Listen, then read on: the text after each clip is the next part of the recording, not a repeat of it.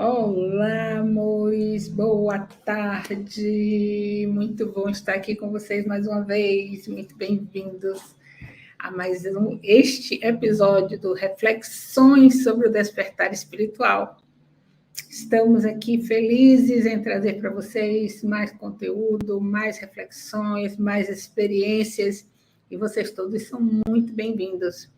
Como vocês sabem, neste programa eu não estou sozinha, eu estou com o André, e vou chamar o André para dar um ok, um olá para vocês. E a gente... Olá, galera, tudo bem? Tudo jóia? Obrigado pela presença aqui. Estamos sempre aqui de alertas com vocês. Preparei aqui uma aula bem interessante, uma live bem interessante. Eu sei que vai ter muitas dúvidas, então eu já estou aqui meio que redefinindo aqui as coisas para poder tirar todas as dúvidas de vocês. Eu preparei algumas imagens, viu, Beth? Sim. Mas a gente estava tendo problemas técnicos aqui de encaminhar, então na próxima live eu vou voltar com algumas coisas que são conceitos importantes para que vocês possam entender esses princípios com imagens que são já mais bonitinhas para a gente conseguir entender esse conceito. Hoje eu vou colocar uma imagem só.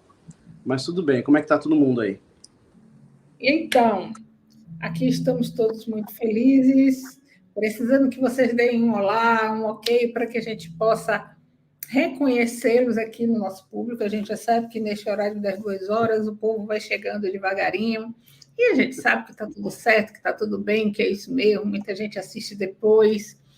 Para vocês que estão aqui, quando vocês não dão um ok, um bom dia, vocês não aparecem para a gente, só aparece o número lá de pessoas que estão assistindo, mas a gente não sabe quem está efetivamente conosco, mas está tudo certo. Sintam-se à vontade, porque aqui a casa é nossa.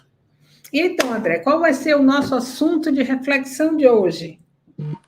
Olha, nós vamos falar hoje sobre iniciar o processo de conhecimento, que é um conhecimento antigo das casas iniciáticas, que é o conceito de 7 raças raízes, tá? É muito importante as pessoas entenderem que, por exemplo, eu venho para cá, comecei a falar sobre xamanismo, mas não é somente isso, Beth. O xamanismo, ele, como é uma prática ancestral, ele carrega e traz muitas coisas que são clássicas desde antes do surgimento da humanidade. Então, tem coisas que são importantes no conhecimento específico para a gente compreender, né? Para a gente entender e ampliar essa capacidade de conhecimento que a gente tem da nossa vida como um todo, né? A ideia hoje é a gente começar a desenvolver um trabalho de sequência, como a gente havia comentado, tá? Então, o que eu queria trazer para vocês hoje? O que são as 7 raças raízes? Como isso se formou? E de que forma as coisas foram acontecendo para que nós chegássemos nessa nossa raça, na raça do ser humano, nesse momento presente que nós estamos vivendo hoje, né? Não são muitas pessoas que sabem que nós somos descendentes diretos dos Atlantes, né? Nós somos descendentes diretos de uma mixização dos Atlantes depois da grande eclosão, né? Da água que teve todo aquele processo em Atlântida. Então nós somos decorrentes dessa miscigenação. Sim. E até hoje nós temos essa capacidade de conectar com esses nossos ancestrais atlântidos, né? Lemurianos e atlântidos, né?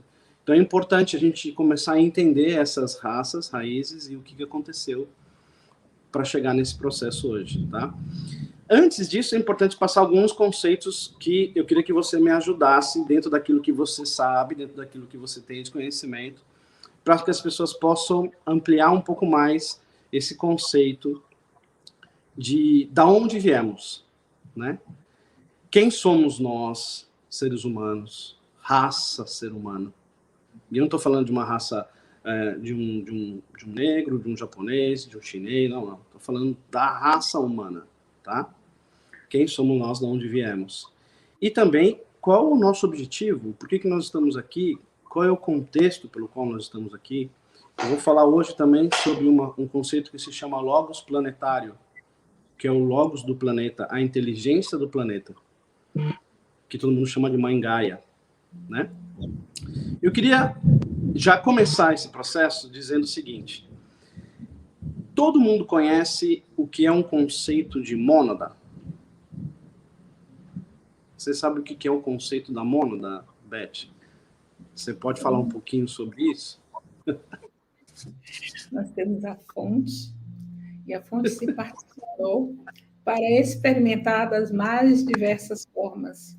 E uma dessas formas é a mônada. A mônada é um grande conjunto de super-almas. Elas fazem parte do mesmo princípio. Elas vieram experimentar uma determinada, como é que eu posso explicar? Uma determinada área de vivências, né? E ela se particionou também, e depois ela particionou, ela virou o eu superior, e depois ela se particionou, né? Quando a gente fala em partes, dá a impressão de separatividade, mas nós não somos separados, nós estamos juntos, nós estamos fracionados para experimentarmos de formas diferentes e, com isso, ganharmos bagagem, experiência. Então, nós nos fracionamos e partes nossas estão aqui, no planeta Terra. Algumas vivendo experiências neste mesmo momento, em idades diferentes, outras vivendo em universos paralelos, né? Outras vivendo em linhas de tempos diferentes, mas tudo ao mesmo tempo. Outras das nossas partes estão em outras dimensões que a gente chama de fractais. Então, as nossas partes a gente chama de fractais. E todos nós estamos reunidos numa mônada. E a mônada, né, por fim, faz parte da fonte. À medida que a gente vai evoluindo e ascendendo, né, esclarecendo, abrindo a nossa consciência, a gente vai se reunindo as nossas partes, aos nossos fractais, e voltamos para a fonte criadora. E em determinado momento nós voltamos para a mônada e depois nós voltamos para a fonte criadora. Perfeito. Então, a mônada, na verdade, é uma origem de todas as criações. É como se fosse uma nuvem energética de almas que se manifesta através desse grande logos planetário que é a nossa Mãe Terra, tá?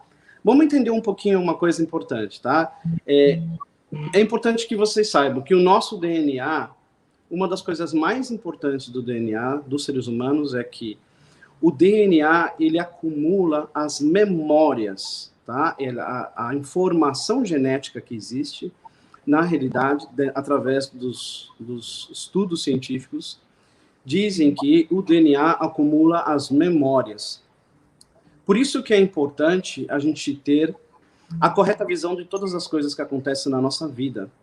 Aquele exercício que a gente fez na live passada, de ver as memórias positivas, as memórias negativas, né, que é aquilo que passou na nossa vida, que o aspecto negativo ele se manifesta muito mais rapidamente do que o aspecto positivo, né, faz parte desse contexto de um DNA. A raça humana é como uma flor de lótus, tá? Cada raça que vem de tempos em tempos, ela vai acumulando já a semente da raça posterior, tá? Ou seja, dentro desse nosso DNA, ele carrega essa miscigenação de todas as memórias ancestrais, desde os nossos antigos antecessores. E quando eu falo ancestral, eu não estou falando sobre um macaco, a transformação do homem, né? Não estou falando disso, tá? Inclusive, depois nós vamos ver mais para frente que esse conceito científico que é muito colocado e que normalmente a gente aprende na escola, que nós evoluímos do macaco, né, por uma evolução natural e genética, é completamente errado.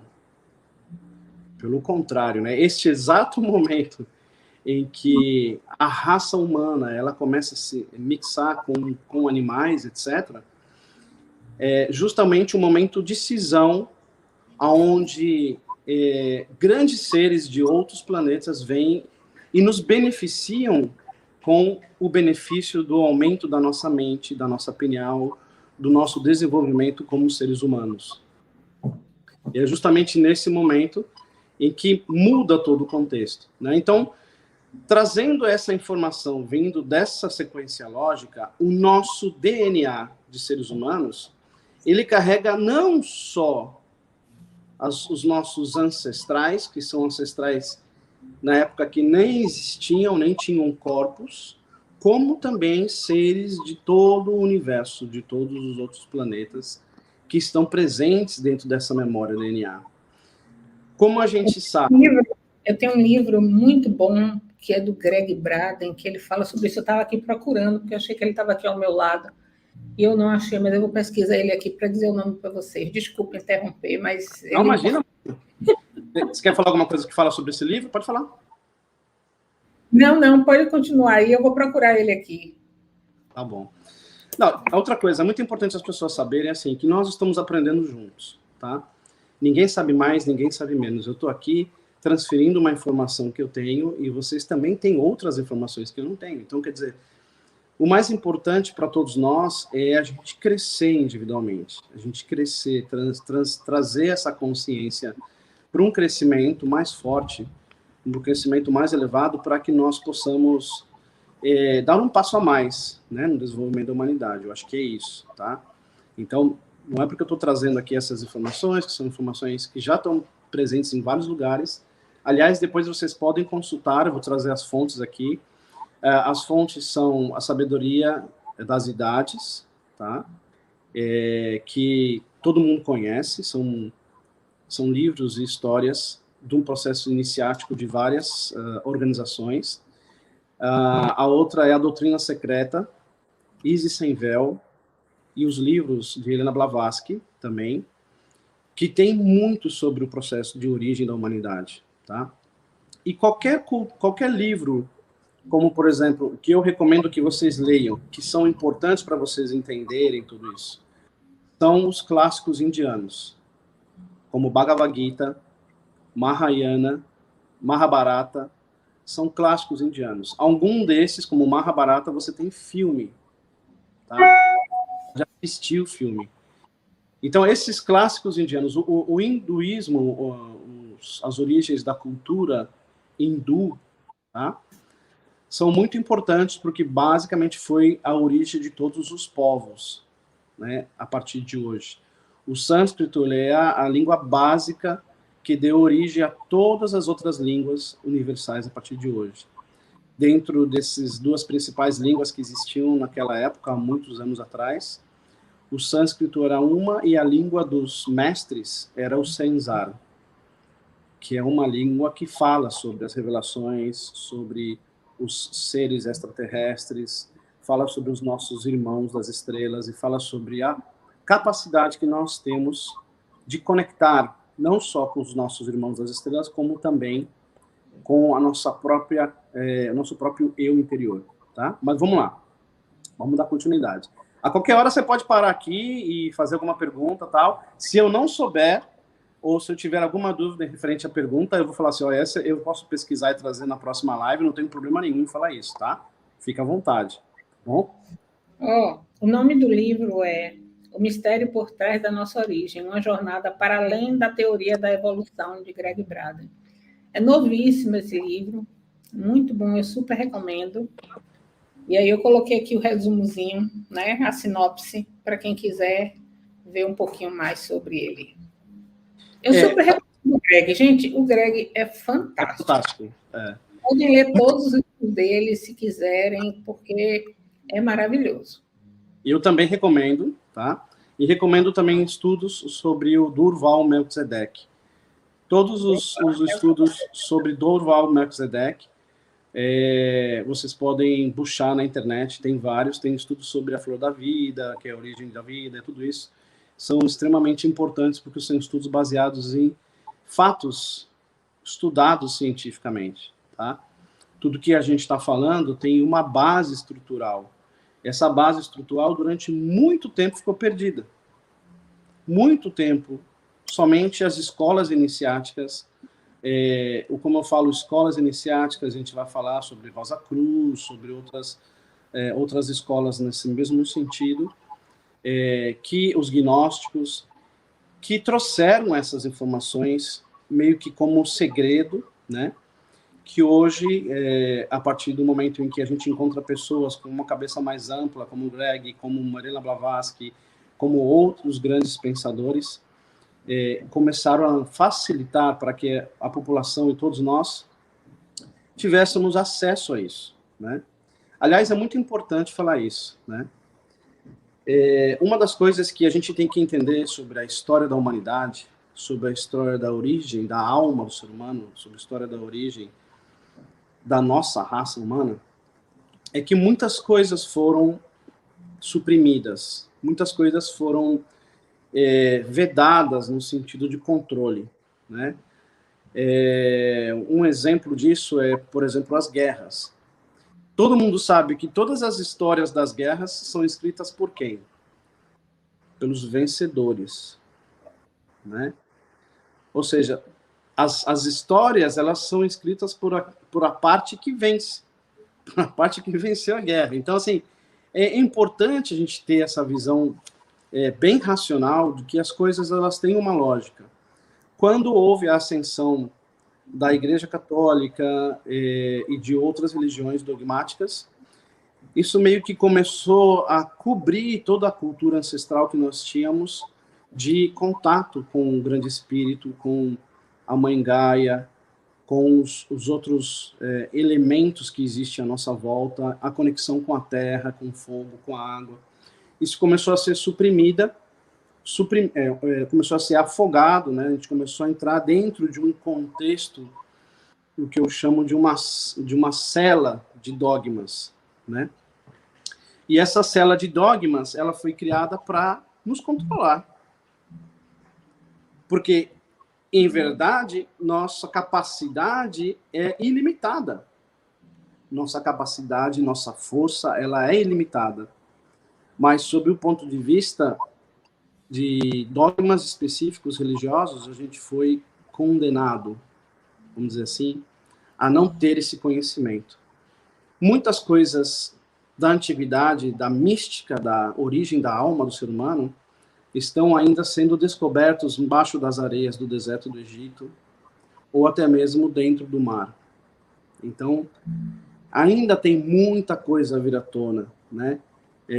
O último descobrimento com cientistas e com exploradores, que foi um dos maiores descobrimentos dessas últimas décadas, foram os papiros de Nadi Hammadi, que são os escritos gnósticos, né? Que conta, na realidade, parte da história de Jesus, Maria de Madalena, Maria, sob o ponto de vista do que eles chamam de gnosticismo. E é o que eles chamam de a Bíblia de Valentim, de São Valentim. Então, quer dizer, existem muitas outras coisas que nós temos que buscar, e hoje, pela internet, pelas informações estarem mais acessíveis, nós começamos a pensar de uma outra forma, né? Começamos a pensar que todas as coisas que nós conhecíamos pode ter uma segunda opção, pode ter uma segunda linha lógica, né? E isso é importante, né? Isso é importante a gente entender. Vamos falar um pouquinho, né, sobre justamente essa questão da origem da humanidade. Eu estava comentando agora um pouco sobre o DNA, né? O pensamento que eu tenho e a experiência que eu tenho é o seguinte: se você pode imaginar e visualizar, por exemplo, um gigante de um olho só, um cíclope, se você pode imaginar um faraó, isso significa que dentro do nosso DNA, a gente tem ativado essas memórias ancestrais, né? Não é porque a gente viu em livros, ou não é porque... É porque são coisas que já estão dentro da nossa mente, dentro da nossa própria memória, e isso se manifesta. Existem muitas coisas, por exemplo, que nós, num determinado momento, começamos a falar, e vem de uma forma natural, e você fala assim, não sei nem de onde veio isso, faz parte desse processo ancestral que a gente tem. Você tá com a mãozinha assim, quer falar alguma coisa? Não. Estou só observando. Na verdade, eu coloquei aqui toda a literatura, toda não, alguma literatura no nosso chat, para quem quiser. Vamos lá. Então, falando da flor de lótus, né? A flor de lótus, todo mundo já sabe, ela tem uma representatividade muito importante. Ela representa, na realidade, a próprio desenvolvimento das raças. Ou seja, a raça que nós estamos vivendo hoje, a raça de ser humano, ela não foi assim, ela teve vários desenvolvimentos, tá? E essa raça que a gente vive hoje, dentro de nós, no nosso DNA, já tem a semente da próxima raça, tá? Então, hoje nós vivemos uma raça que a gente chama de raça número 4. Existem 7 raças de seres humanos a cada 7 ciclos em 7 planetas diferentes, tá? A gente já vai falar, isso é bem complexo. Aliás, eu estou quebrando a cabeça para poder transformar isso de uma forma mais simples. E as imagens me ajudariam, mas a gente vai trabalhando isso para ficar cada vez melhor, tá? Então, é importante a gente entender que dentro de todo esse processo, nós somos um microcosmos dentro desse grande universo. Da mesma forma como a Terra, ela tem uma vida específica, ela tem uma alma específica, e ela tem reencarnações, ok? Então, nós somos uma bolinha pequena, nós podemos dizer que nós somos um universo dentro dessa mãe Terra chamada Terra, Gaia, que faz parte de um contexto maior em todo o universo. Ou seja, a própria Terra, ela está dentro do processo de encarnação ao que se chama o grande Deus universal, que emana a energia vital e o movimento para todo o universo. A Terra, ela faz parte, dentro de todos os planetas, desse microcosmos, desse universo central, onde o Sol é o centro. E existem ciclos, tá? Como funcionam esses ciclos? Esses ciclos, eles são de nascimento, crescimento, adoecimento, que é uma decadência, a gente chama de adoecimento, e morte. É o mesmo conceito budista, foi essa a origem dos sofrimentos da humanidade, e foi dessa forma que o Buda saiu para poder compreender e buscar a sua iluminação. Porque ele viu que tudo tem ciclos, tudo tem esse ciclo. Os animais, os insetos, as plantas, as árvores, o universo, a vida dos seres humanos, todos passam por esses ciclos. Um nascimento, um crescimento, um desenvolvimento, adoecimento, que é uma fase de declínio, e a morte, que é dar a vida a uma nova raça. Então, isso sempre existiu desde o antigo passado. A gente divide o processo em 7 raças raízes.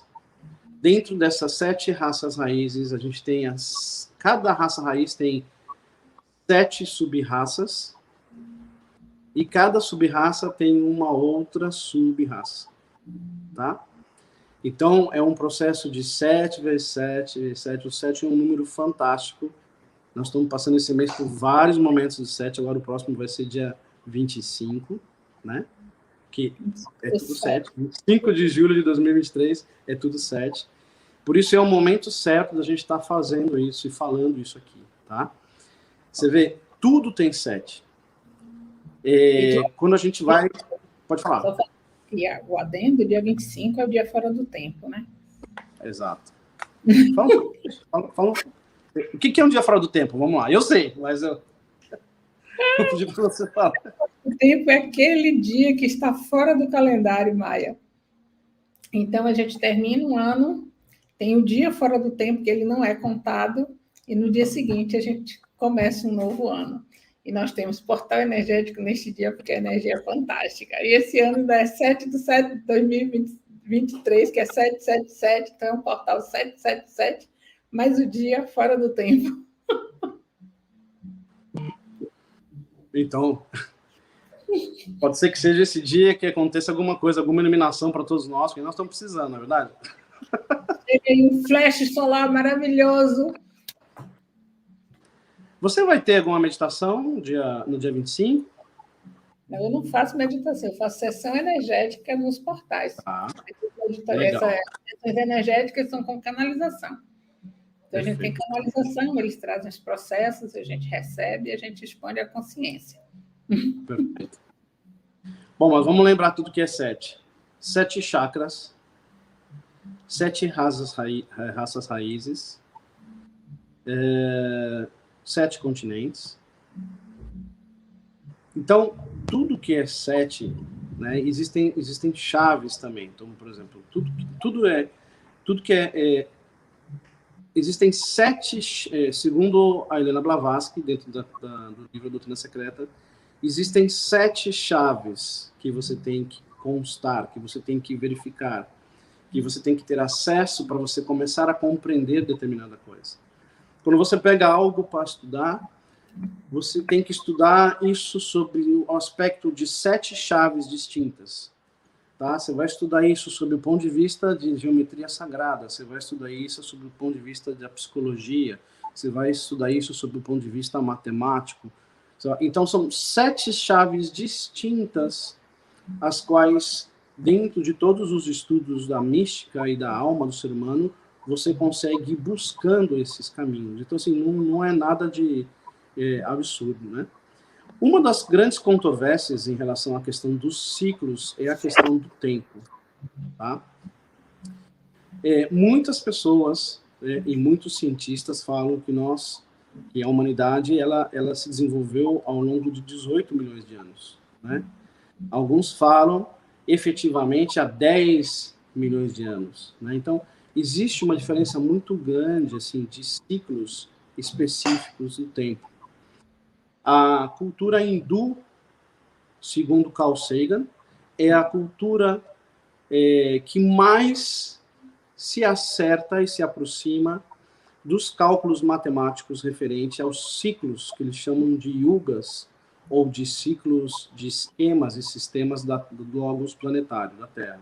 Tá? A história também, ela traz também essa informação de que o número 7, ele tem um contexto místico, né? É o que a gente veio conversando nas outras lives sobre o 7, né? Que ele está pronto a desenvolver esse trabalho. O 7, ele é um número que ele contém o 4 e o 3. O que significa isso? O 4 e o 3 são somas específicas do trinário, do terciário, que é tudo aquilo que tem 3, né? Como Brahma, Shiva e Krishna, como a Trindade, como Pai, Filho e Espírito Santo, tá? O 3, ele representa tudo que é o movimento, ou representa também todo o aspecto feminino, tá? Quando você tem um triângulo e você traça uma curva em todos os pontos dos vértices, você vai ter um círculo que é feminino. E o 4 é tudo aquilo que é organizado, que é o 4, que são os 4 direções dos ventos, são os 4 cantos da terra. Então, tudo que é o 4, ele traz o quadrado, a figura masculina, a figura da força masculina, da força positiva. E o 7 significa justamente a junção do conhecimento do místico e do lógico, do místico e do racional. O 7, ele retrata o que é o plano físico e o que é o plano espiritual ao mesmo tempo. É como se fosse uma união dessas duas grandes forças, desses dois grandes universos que vivem paralelamente e nos dá acesso a ter essa capacidade de ter esse conhecimento, tá? Se tiver alguma pergunta, pode fazendo, tá? Tem uma pergunta aqui, mas termine de explanar sobre o 7, porque foge desse assunto. Não, tudo bem, se quiser. Às vezes está até dentro do que eu estou falando aqui, não tem problema, tá? Eu tenho várias páginas aqui. Vamos voltar lá na época da instituição da igreja. Vamos voltar. Samuel Jesus, ele perguntou por que não foi mencionado na Bíblia sobre reencarnação? Por que esconderam isso? É interessante isso, né? eles consideram a ascensão de Jesus não como reencarnação, né? O processo de reencarnação é um processo que, dentro da consciência católica, não era permitido, porque o acesso que eles queriam e a prisão que eles queriam desenvolver dentro do processo dogmático era que, quando você morre, você ascende ao céu, a Deus. E o intermediário de Deus na Terra, quem que é? O Papa. Ok? Então, esse é um dos principais motivos pelo qual a Igreja Católica, mesmo sabendo, tá? Porque a Igreja Católica tem contato e tem conhecimento na sua biblioteca de todos esses conhecimentos gnósticos, tá? Desde antes dessa descoberta dos papiros de Nag Hammadi, ou seja, desde quando a igreja é a igreja, eles já têm esse conhecimento, mas por um conceito dogmático de controle, não foi transferido para as pessoas essa informação. As únicas pessoas que tinham essa informação e trabalhavam com ciclos, porque entendiam os ciclos da natureza, né?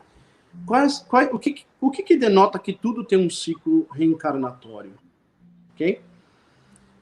O processo universal do próprio rotação solar dos planetas em volta do Sol, ele denota que existe um processo cíclico de nascer do Sol, apogeu, entardecer e noite, né? E esse processo já é um processo encarnatório, né? Esse é um processo de iluminação do Sol, sob o ponto de vista terrestre, ele já é um processo encarnatório. Então, se você for considerar que dentro da reencarnação, como dizem, vamos dizer assim, os nossos amigos espíritas, os nossos irmãos espíritas, o processo de reencarnação ele serve para que você possa se elevar espiritualmente, certo? Então, a Igreja Católica, mesmo sabendo disso, ela veda isso para que ela possa ter o controle. Porque uma vez que a pessoa sabe que existe um processo de desenvolvimento, ela vai buscar isso. E quem buscava isso e tinha esse conhecimento, quem eram? Eram as bruxas e os magos, que eram queimados. Né? Então, você vê como são as coisas, né?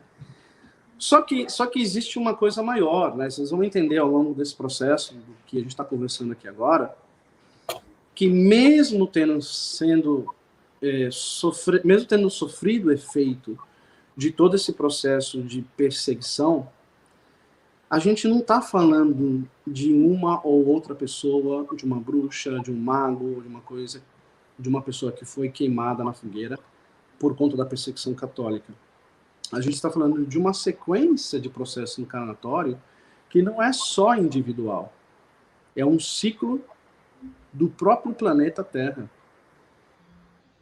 que é um corpo maior, né? Então, a partir do momento em que Gaia resolve fazer esse ciclo, e esse ciclo ele tem um processo de mudança, né?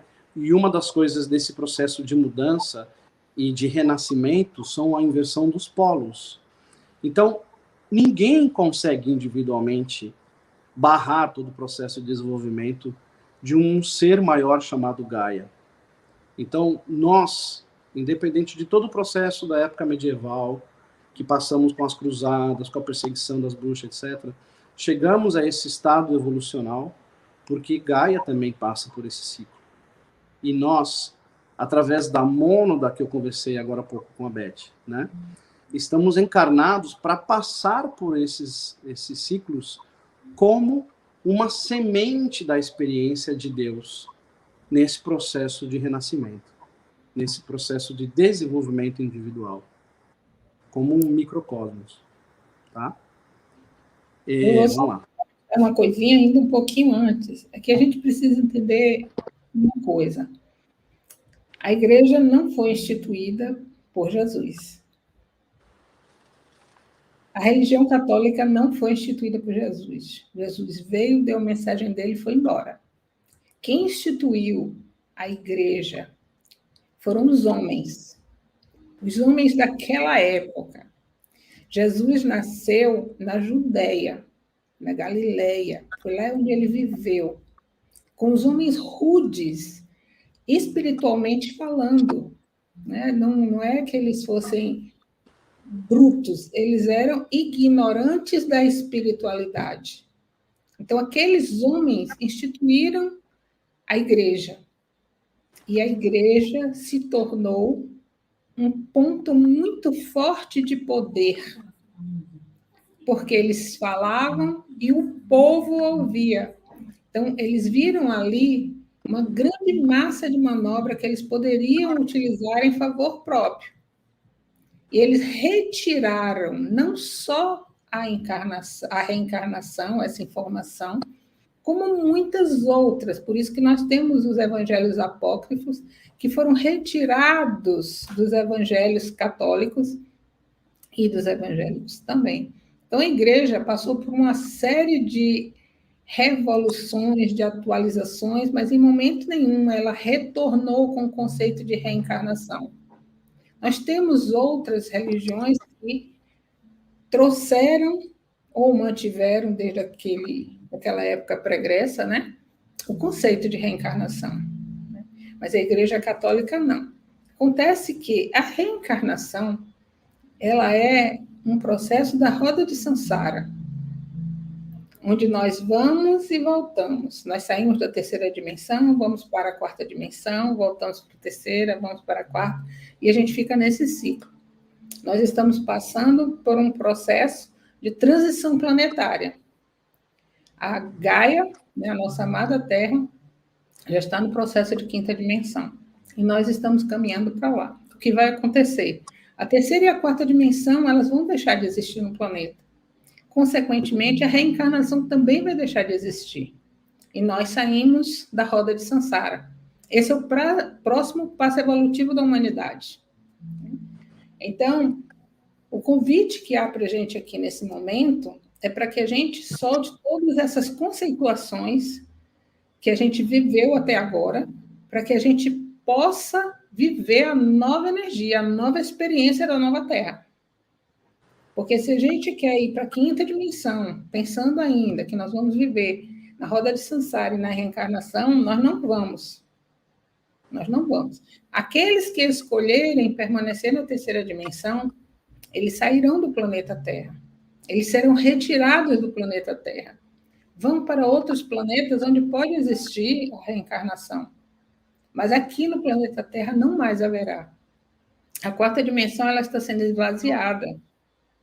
É um processo de ascensão mútuo, coletivo de todo o cosmos.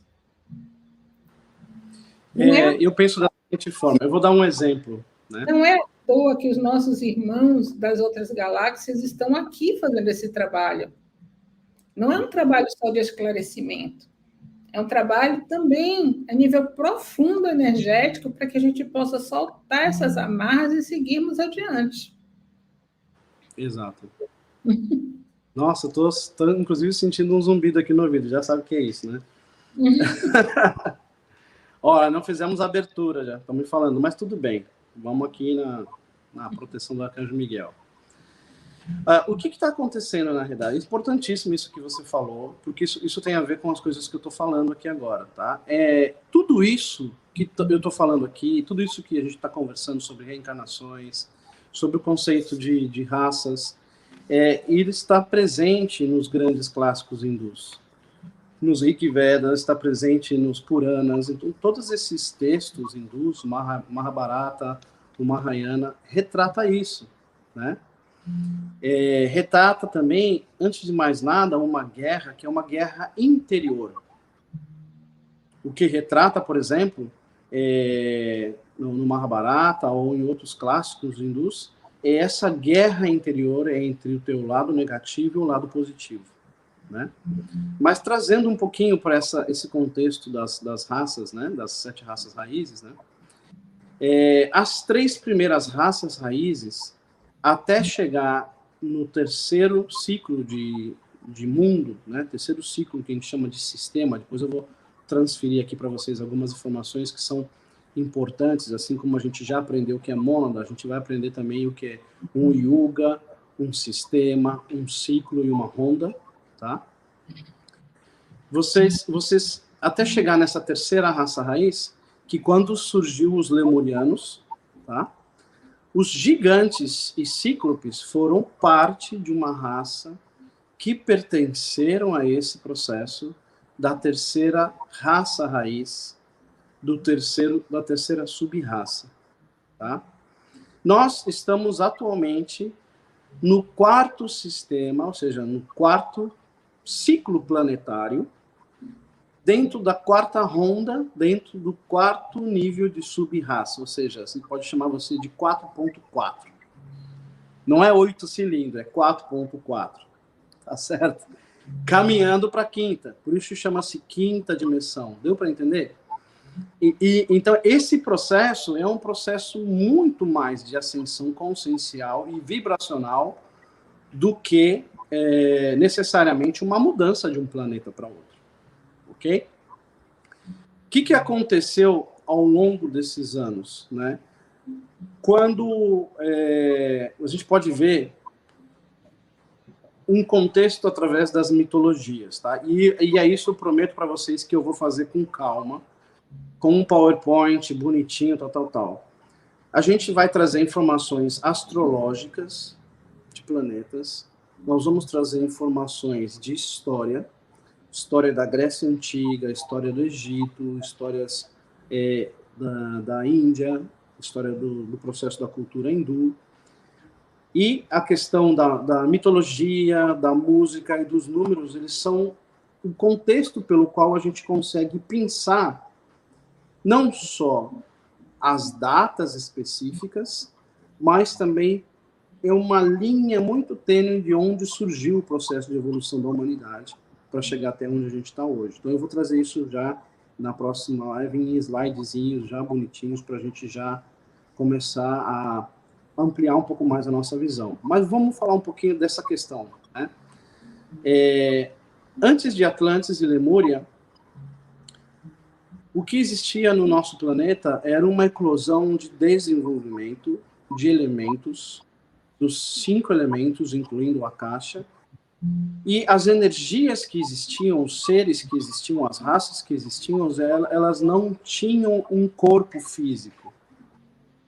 Os lemurianos, antes da Lemúria, o processo de desenvolvimento e crescimento, por exemplo, era extremamente autogestativo, ou seja, eles eram assexuados, eram energias que podiam se multiplicar e que faziam parte desse contexto universal até a terceira raça, tá?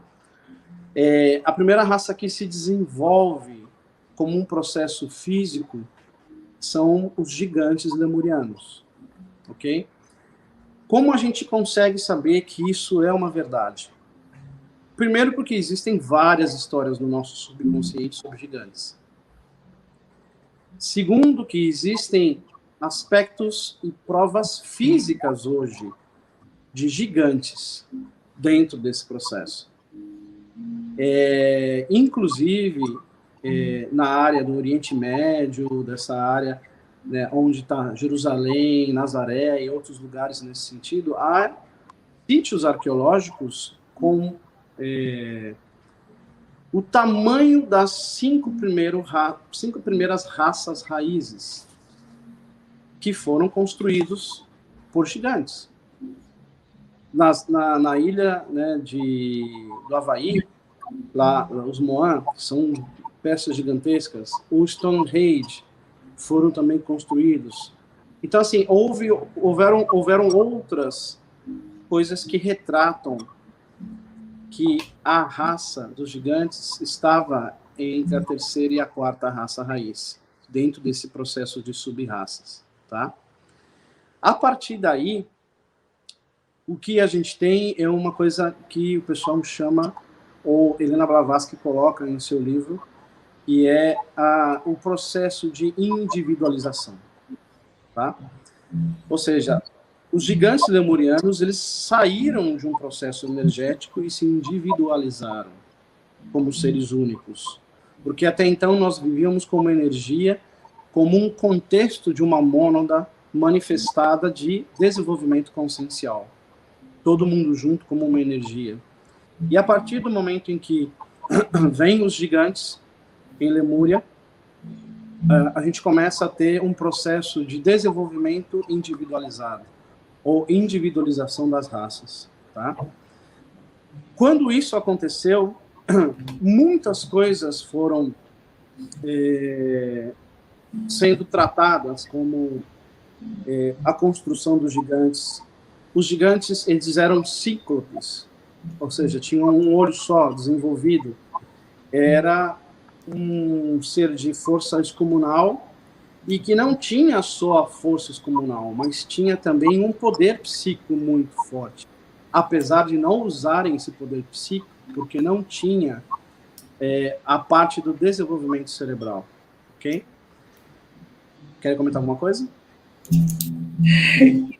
No livro Telos, se não me falha a memória, no 1, eles falam sobre os gigantes, né? E por que os gigantes não têm sido mais vistos, né?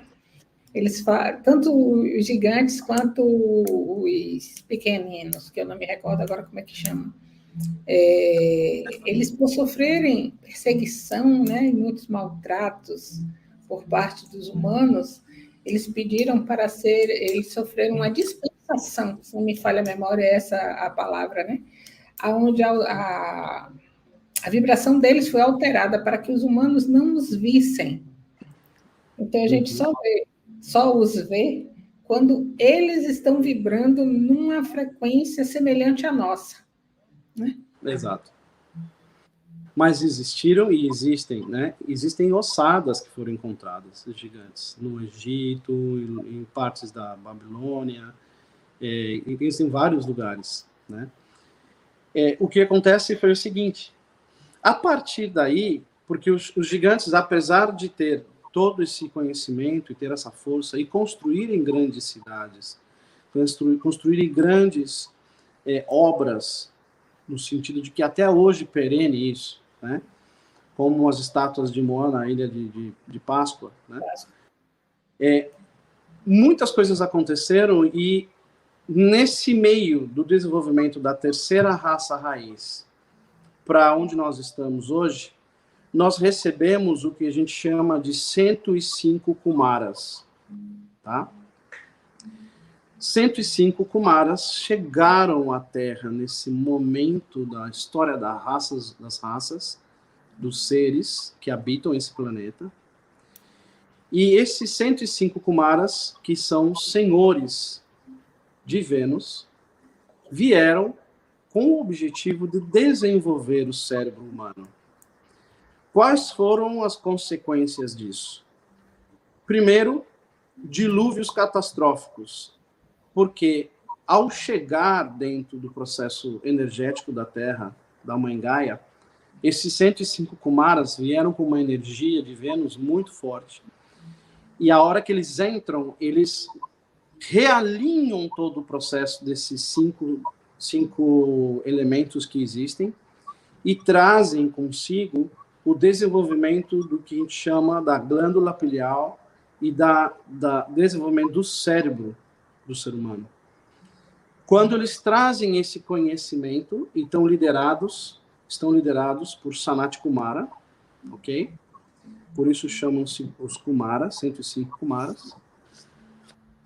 Grande parte desses Kumaras voltam para Vênus e 7 Kumaras permanecem na Terra, liderados por Sanat Kumara ou Melquisedeque, o ancião dos dias, o vigilante, que está até hoje, okay, acompanhando o desenvolvimento da humanidade e auxiliando nos processos de desenvolvimento da mente e da pineal. Quando isso aconteceu, houveram muitas mudanças, porque eles vieram justamente para desenvolver o processo da memória, da mente dos seres humanos, e a partir daí os seres humanos passaram a desenvolver capacidades específicas com mais 2 olhos, com um terceiro olho. Existiam seres em Atlântida que tinham, inclusive, 4 braços e 3 olhos, tá? Tinha o olho central muito desenvolvido, e passam a ter um crescimento mental no desenvolvimento de elevar a consciência de uma forma mais ampla, tá? Então, se vocês conhecem Sanat Kumara, ou que o pessoal fala da queda dos anjos, foi justamente nesse período da terceira raça que o pessoal fala da queda dos anjos, são os Kumaras chegando nesse processo dentro do desenvolvimento da humanidade. Alguma pergunta? Não, nenhuma. Interessante essa informação, né? Sim. Estamos Estudem para vocês verem quem é Melquisedeque. Quem foi rei Estamos com quase 1 hora de live. Ok. Você quer dar continuidade na próxima? Quer abrir para perguntas até agora? Só para fechar o tempo, a gente pode falar mais uns 5 minutos, trazer alguma mais informação que você acha relevante para a gente poder fazer esse fechamento. Ok. Importante, então, tá? Quando isso acontece, os seres lemurianos começam a declinar a sua altura, eles deixam de ser gigantes e começam a desenvolver o cérebro, e, paralelamente, os Atlântidas começam a desenvolver todo um processo do início de Atlântida, tá? Isso acontece com as primeiras raças, que são as raças dos seres humanos, que são as raças adâmicas. E aí que você tem a divisão dos corpos em homem e mulher. Foi aí que se começa a fazer as reproduções da forma como nós vemos hoje, através do sexo, certo? Eles não querem que termine, não, viu?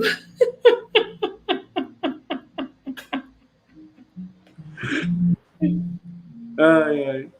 Esse foi um momento importante. É legal, eu vou mostrar para vocês. Mas, assim, para terminar, eu vou terminar, tá bem? Eu quero mostrar para vocês aonde a gente está dentro desse processo de evolução, tá? Deixa eu ver se eu consigo botar o meu... Eu consegui salvar aquele vídeo. Você conseguiu salvar o vídeo? É? O vídeo está aqui. Você consegue colocar esse vídeo? Sim, senhor. É legal, eu consigo... E depois eu mostro aqui, vamos ver. Ele não tem barulho nenhum, o vídeo é sem nada. Essa é a Lua. A Lua nada mais é do que uma encarnação anterior no terceiro nível do mundo da Terra. Ela é uma encarnação anterior da Terra. Todos nós vivemos lá na Lua. Muitas pessoas hoje eram da Lua. Tá? Tem um outro também, né? Não, só tinha um vídeo. Ah, só tem esse. Ah, então tá bom. Tem um outro que ele fala das rotas dos planetas, assim, é bem interessante. A Lua, o que é? É justamente nesse momento.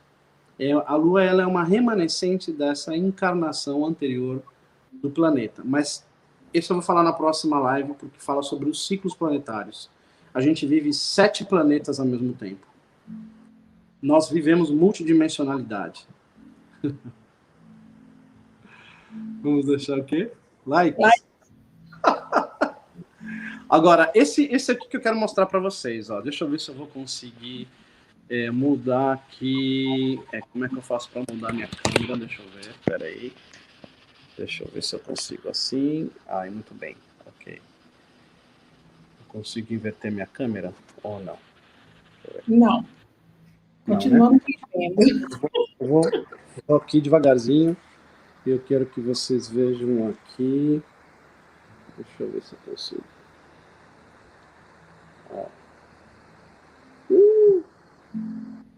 Tá difícil aqui.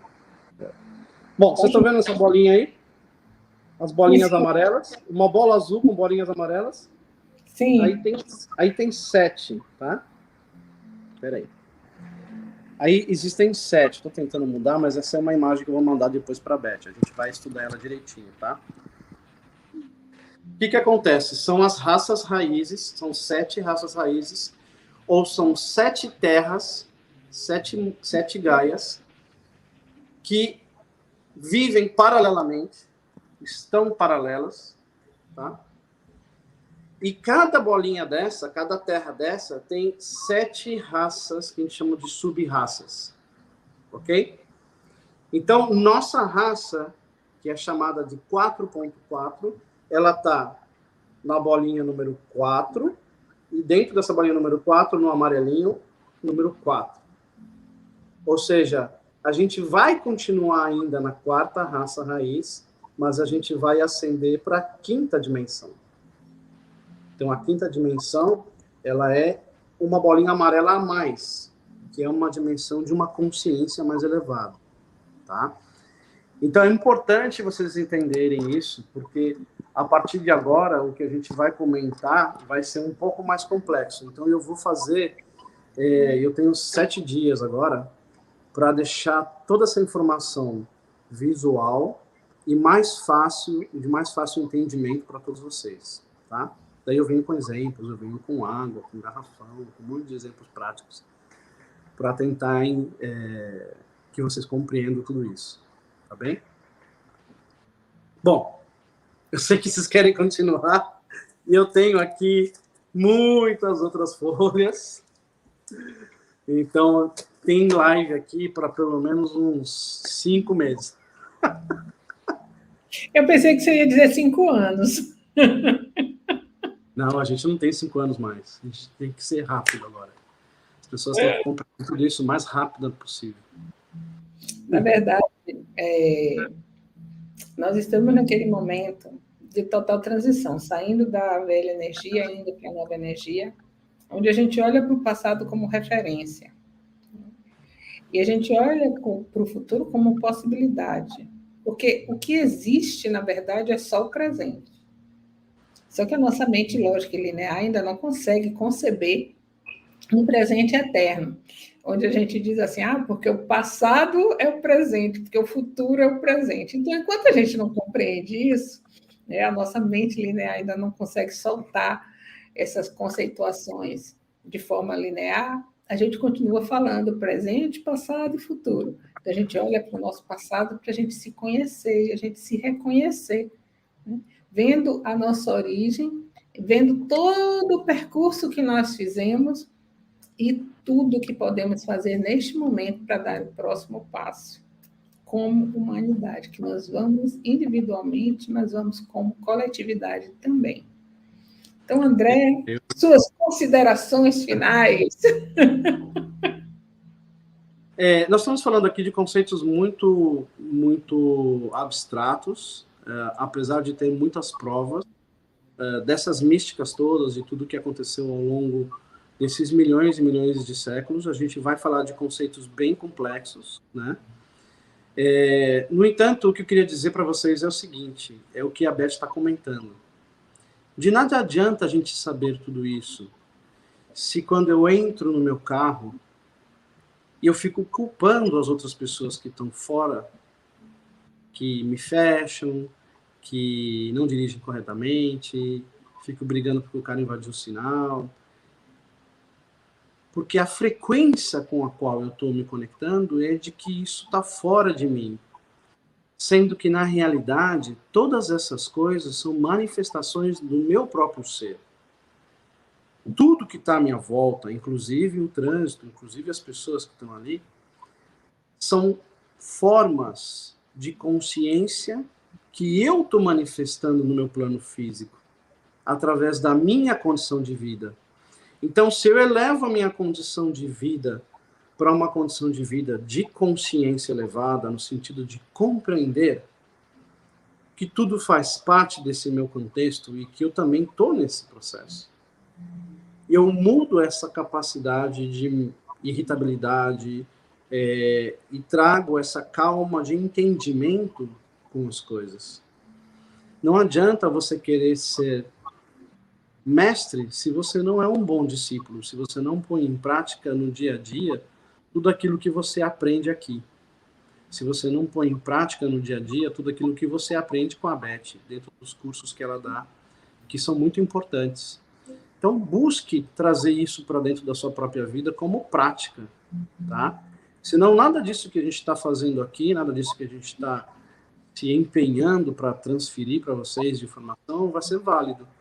Aquelas pessoas que querem um desenvolvimento consciencial e querem assumir a responsabilidade para estar numa consciência de quinta dimensão, não deixa a responsabilidade de tudo aquilo que está fora de você te atingir. Compreende isso e eleva a sua consciência. E por isso vai avançar. Né? Então, a humanidade hoje já está dividida. Basta a gente olhar para o lado. Né? E é importante isso. Né? E isso acontece com todas as áreas da nossa vida. No amor, nos relacionamentos com a família, no relacionamento com as pessoas do trabalho, em tudo. Né? Passar a ser um pouquinho mais inclusivo no sentido de compreender, poxa, esse meu chefe deve estar com algum problema hoje. Ah, não, mas ele é sempre assim? Então por que eu tenho essa pessoa na minha vida? Será que é porque eu não decidi ainda mudar algum aspecto meu? Porque ele reflete justamente aquilo que eu estou emanando da minha própria vida. Então, assim, tudo aquilo que a gente vai aprendendo aqui, vamos trazer para a prática da nossa vida dia a dia. Isso é importantíssimo, tá? Quando você chegar na sua casa, você fechar a porta atrás de você e falar, puxa, hoje eu aprendi tal coisa. Por mais que seja uma dor ou uma coisa positiva. Né? Você usou um exemplo que eu gosto muito de usar, que é o trânsito, né? Eu digo que o trânsito é o nosso grande desafio diário.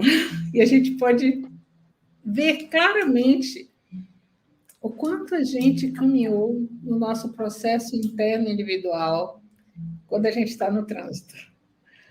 Porque a gente ainda está brigando ou a gente já está num espaço de paz, onde a gente já não traz para a nossa experiência os desafios que é ter outros motoristas dirigindo na mesma via.